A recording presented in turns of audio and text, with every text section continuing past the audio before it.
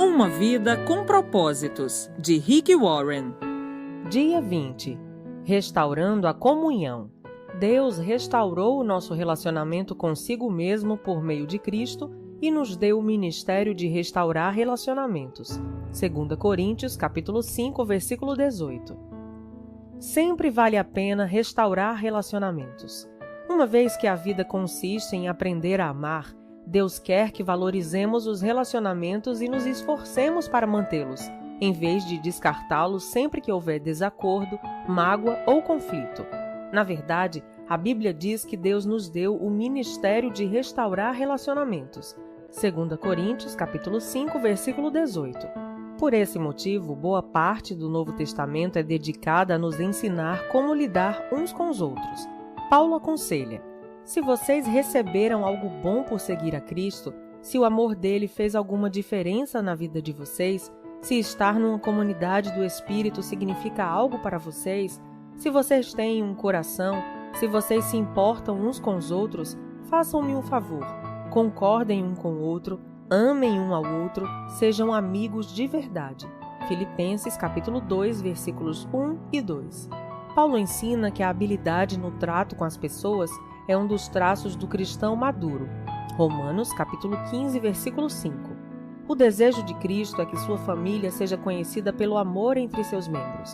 Por isso, romper a comunhão é um testemunho deplorável para os não-cristãos.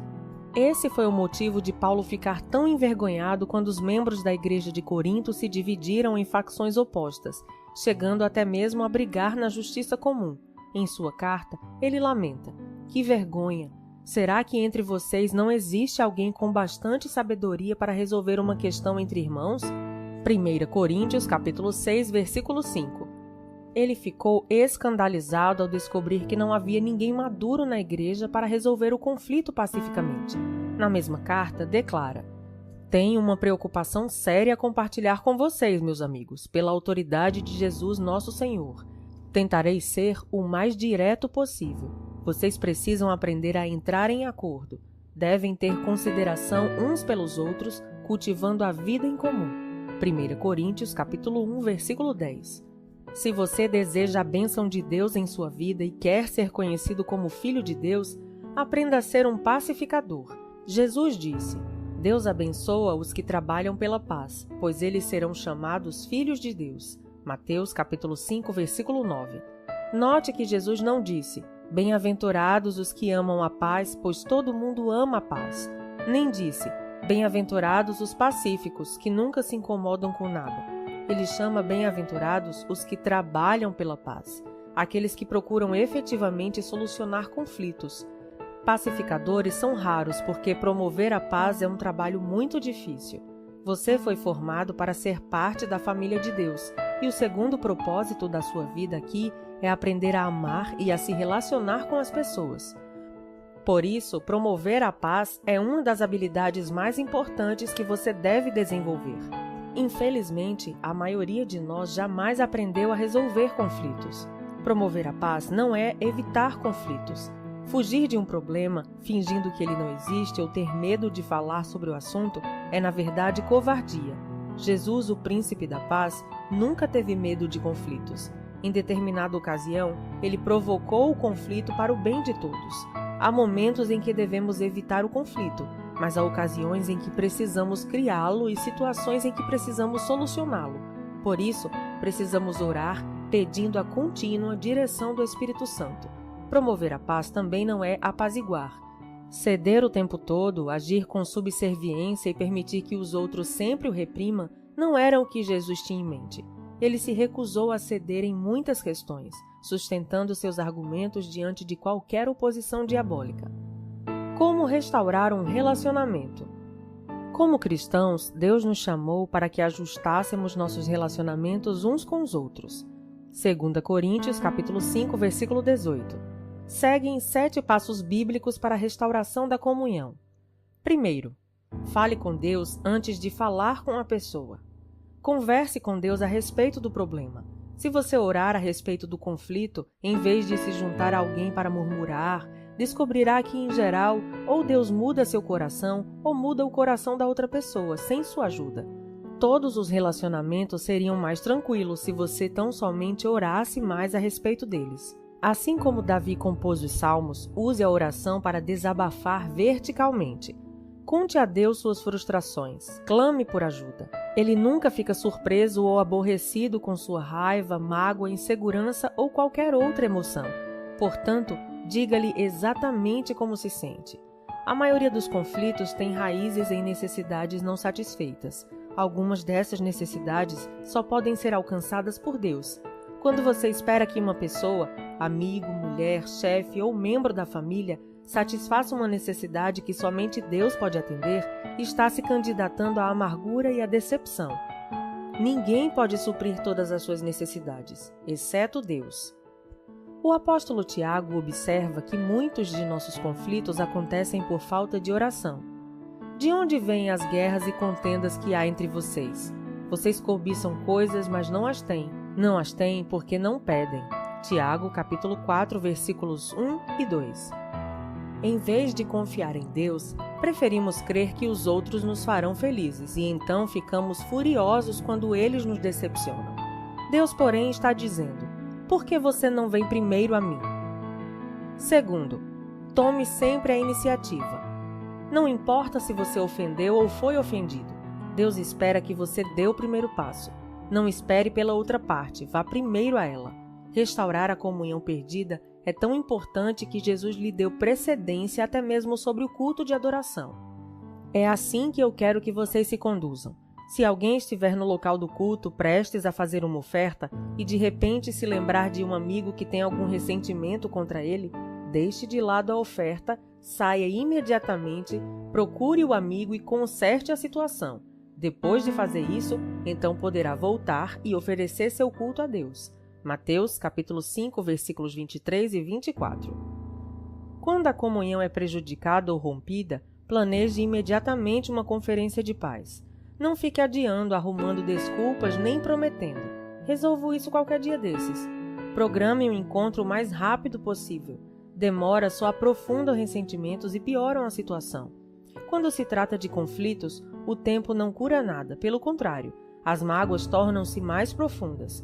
Agir rapidamente também evita que os danos espirituais sejam maiores.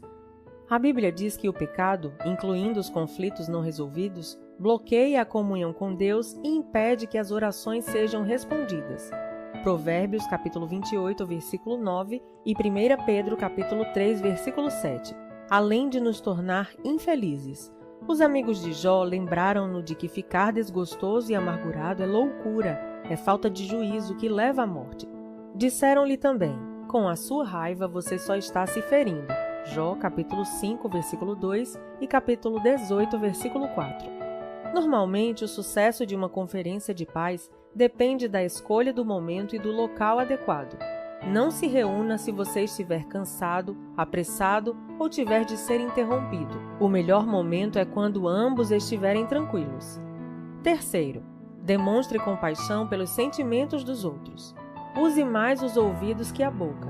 Antes de procurar solucionar qualquer desavença, você deve primeiro levar em consideração os sentimentos das pessoas. Paulo aconselha que ninguém procure somente os seus próprios interesses, mas também os dos outros. Filipenses capítulo 2, versículo 4. O verbo procurar é a tradução do grego skopos, do qual formamos as palavras telescópio e microscópio. Significa estar alerta, observar. Concentre-se em seus sentimentos, não nos fatos. Comece pela compaixão, não pela solução do problema. Não comece tentando arrancar das pessoas o que elas sentem. Ouça-as apenas, deixando que se descarreguem emocionalmente sem ficar na defensiva. Concorde com a cabeça, sinalizando que compreende, mesmo que tenha outra opinião. Os sentimentos nem sempre são verdadeiros ou lógicos. Na verdade, os ressentimentos nos fazem agir e pensar como tolos. Davi admitiu certa vez: o meu coração estava cheio de amargura e eu fiquei revoltado. Eu não podia compreender, ó Deus. Era como um animal, sem entendimento. Salmos 73, versículos 21 e 22. Todos agimos como bestas feras quando estamos feridos. Em contrapartida, a Bíblia diz: a sabedoria do homem lhe dá paciência, sua glória é ignorar as ofensas. Provérbios 19, 11. A paciência tem origem na sabedoria, e a sabedoria tem origem no fato de ouvir a perspectiva dos outros. Quando ouve, você está dizendo: valorizo sua opinião, preocupo-me com o nosso relacionamento e você é importante para mim. O ditado é verdadeiro. As pessoas não se importam com o que sabemos até que saibam que nos importamos. Para restabelecer a comunhão, é preciso carregar o fardo de termos consideração para com as dúvidas e temores de outras pessoas. Agrademos ao outro e não a nós próprios, e façamos aquilo que é para o seu bem. Romanos, capítulo 15, versículo 2. É torturante absorver pacientemente a raiva dos outros, sobretudo quando ela é infundada. Mas lembre-se, foi isso que Jesus fez por você. Ele suportou uma fúria infundada e maliciosa para salvá-lo, pois não buscou sua própria satisfação, mas conforme está escrito: os insultos dos que te injuriaram caíram sobre mim. Romanos capítulo 15, versículo 3. Quarto, confesse sua parte no conflito. Se você realmente deseja restaurar um relacionamento, comece admitindo os próprios erros e transgressões. Jesus disse que essa é a forma de ver as coisas com mais clareza.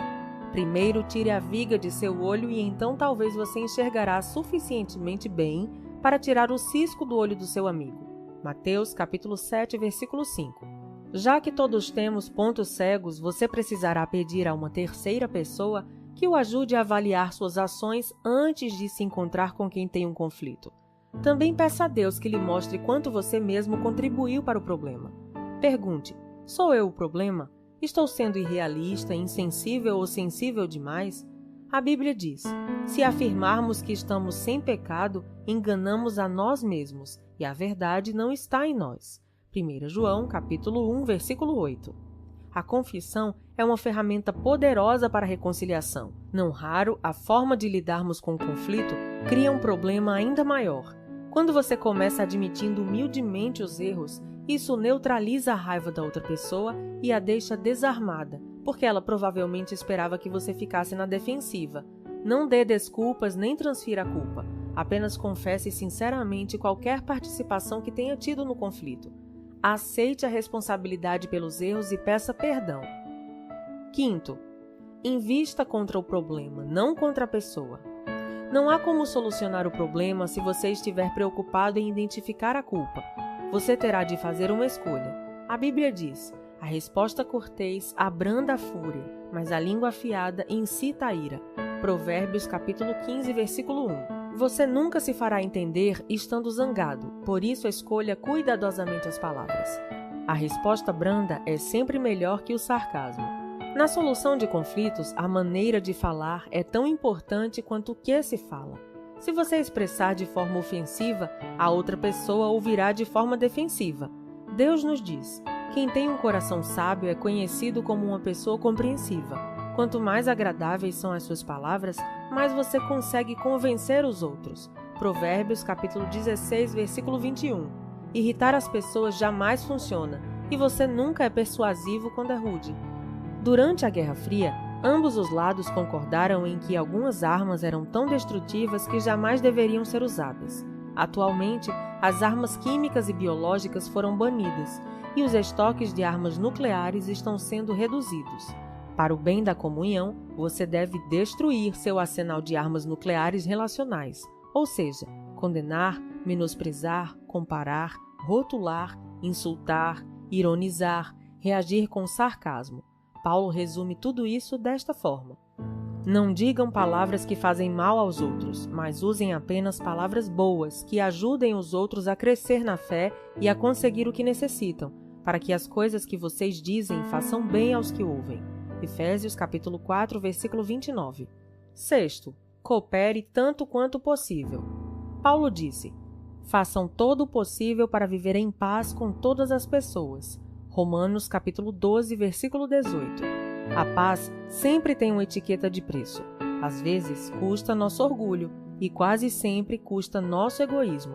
Pelo bem da comunhão, faça o melhor que puder para chegar a um acordo. Adapte-se aos outros e mostre preferência pelas necessidades deles. Uma paráfrase da 7ª bem-aventurança de Jesus diz: abençoados são vocês que conseguem mostrar que cooperar é melhor que brigar ou competir. Desse modo, Irão descobrir quem vocês realmente são e o lugar que ocupam na família de Deus. Mateus capítulo 5, versículo 9. 7 e último. Enfatize a reconciliação, não a solução. É ilusão esperar que todos concordem a respeito de tudo. A reconciliação atém-se ao relacionamento, enquanto a solução está vinculada ao problema. Quando focamos a reconciliação, o problema perde importância e não raro se torna irrelevante. Podemos restabelecer um relacionamento mesmo quando somos incapazes de resolver nossas diferenças. Os cristãos muitas vezes têm discordâncias sinceras e legítimas, além de anunciar suas divergências. Mas podemos discordar sem ser desagradáveis. O mesmo diamante tem diferentes aspectos quando visto de diferentes ângulos. Deus espera unidade, não uniformidade. Podemos caminhar de braços dados sem concordar em tudo. Isso não significa que você deva desistir de encontrar uma solução. Talvez você precise continuar conversando e até mesmo discutindo, mas faça isso com o espírito de harmonia. Reconciliação significa fazer as pazes, não necessariamente esquecer o assunto. Depois de ler esse capítulo, com quem você acha que precisa entrar em contato? Com quem você precisa restaurar a comunhão? Não demore nem mais um segundo. Faça uma pausa agora mesmo e converse com Deus sobre essa pessoa. Então, pegue o telefone e comece o processo. Esses 7 passos são simples, mas não são fáceis. É necessário muito esforço para restaurar a comunhão com alguém. Foi por isso que Pedro recomendou: esforcem-se para viver em paz com os outros. 1 Pedro capítulo 3, versículo 11. Quando você tenta promover paz, está fazendo o que Deus faria. É por isso que os pacificadores são chamados filhos de Deus. Dia 20. Pensando sobre meu propósito de vida. Tema para reflexão. Sempre vale a pena restaurar os relacionamentos. Versículo para memorizar. Façam todo o possível para viver em paz com todas as pessoas. Romanos capítulo 12, versículo 18. Pergunta para meditar. Com quem estou precisando restaurar meu relacionamento? Até o próximo áudio.